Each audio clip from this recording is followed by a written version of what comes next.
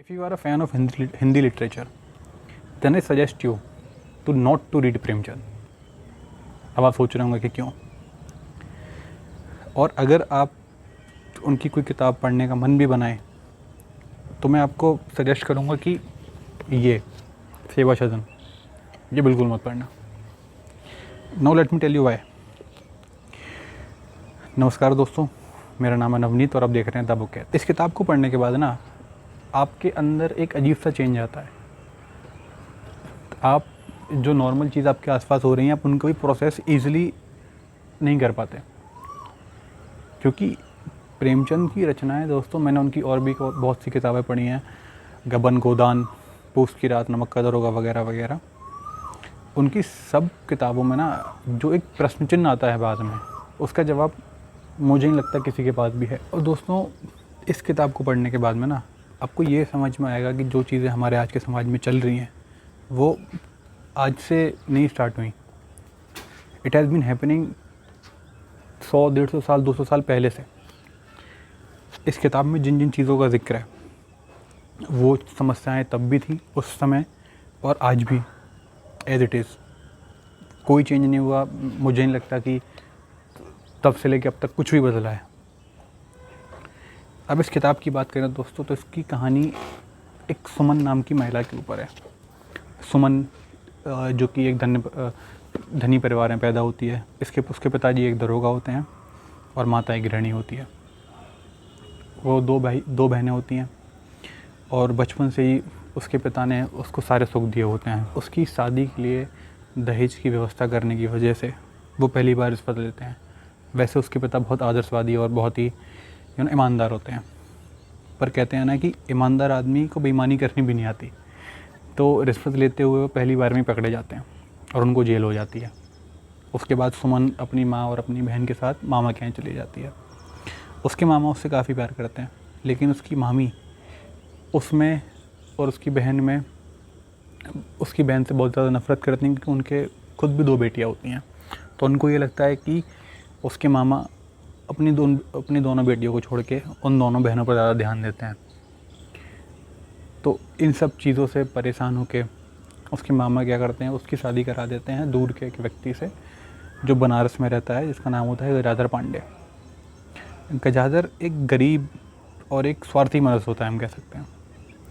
और सुमन का जब उसके साथ विवाह हो जाता है तो वो दोनों बनारस आ जाते हैं और वो दाल मंडी के पास एक जगह होती है, वहाँ पर अपना घर लेते हैं। किराए का घर होता है और उसके घर के सामने एक वैश्यालय होता है, जिसकी मुख्य वैश्या होती है भोली बाई। अब दोस्तों, सुमन एक महत्वाकांक्षी और भोग विलास में लिप्त रहने वाली महिला होती है, क्योंकि बचपन से ही उसके माँ बाप ने उसको सारे सुख दिए होते हैं। तो वो बहुत टाइम तक गजाधर के साथ सुखी नहीं रह पाती और अपने भोग विलास की भावनाओं में लिप्त होकर वो वैश्यावृत्ति में लिप्त हो जाती है। अब ये कहानी दोस्तों काफ़ी प्रश्न चिन्ह खड़े करती है, यहाँ तक हमारी दहेज प्रथा पर और वैश्यावृत्ति पे। बात करें सुमन की, तो वो वैश्यावृत्ति में लिप्त होने के बाद किस तरीके से अपने अंतर्मन को झकझोरती हुई वैश्यावृत्ति से बाहर आती है, विधवाश्रम में जाती है। विधवाश्रम में जाने के बाद वो और जो अन्य विधवाएं होती हैं उनकी सेवा करती है, और उसके बाद अंततः अपने पापों का प्रायश्चित करने के लिए सेवा सदन नाम का एक अनाथालय बनाती है, जिसमें वो वैश्याओं की बच्चियों और बच्चों को नाना प्रकार की स्किल सिखाती है, जैसे कढ़ाई, बुनाई, गाना वगैरह। अब दोस्तों, जितना आपको ये कहानी सुनने में छोटी लग रही है, मैं आपसे वादा करता हूँ है नहीं। 270 पन्नों की किताब आपको समाज की बहुत सारी दुर्व्यवस्थाओं से अवगत कराती है। आपको समझ में आएगा कि जो चीज़ें आज चल रही हैं वो स्टार्ट बहुत साल पहले, 400-500 साल पहले ही हो गई थी, और उसको जो हमारे उस टाइम के लेखक थे, उपन्यासकार थे, उन्होंने तभी विजुलाइज कर लिया था मेरे हिसाब से। तभी दोस्तों, जितना सरल तरीके से प्रेमचंद जी ने इस किताब के माध्यम से सवाल पूछे हैं दहेज प्रथा पे, नारी शोषण पे और मध्यम वर्गीय आडंबर पे, मुझे नहीं लगता कि इतनी सरलता से और कोई उपन्यासकार ये कर पाया है। और सबसे अच्छी बात सेवा सदन की मुझे ये लगती है, और प्रेमचंद जी की राइटिंग की आपको बताऊं तो, कि आप इनके किरदारों को विजुअलाइज कर सकते हैं। अगर बताऊं तो आपको ये किताब पढ़ते हुए ऐसा लगेगा कि ये आपके घर के आसपास, आपके मोहल्ले की घटना है। आप प्रेमचंद जी की कलम को पकड़कर बच्चों की तरह दाल मंडी में घूमेंगे, गंगा किनारे बैठकर नाव को निहारेंगे, और आपको ऐसा लगेगा कि आप ही सदन की जगह घोड़े पर बैठकर शहर में घूम रहे हैं। इसके बाद दोस्तों, जितने भी इनकी कहानी में किरदार हैं, चाहे वो कृष्णचंद्र हो, चाहे वो भामा हो, चाहे सुभद्रा हो, चाहे कुसुमन हो, आप इन सबको विजुअलाइज करेंगे। आपको ऐसा लगेगा कि ये आपके अगली गली की घटना है। इस किताब की बात करूं तो इस किताब की भाषा बहुत सरल है, और जो पर्सनली मुझे अच्छी लगती है प्रेमचंद जी की बात की, वो ये कि वो अपनी बात को कहने के लिए ना किसी फ़िल्टर का इस्तेमाल नहीं करते।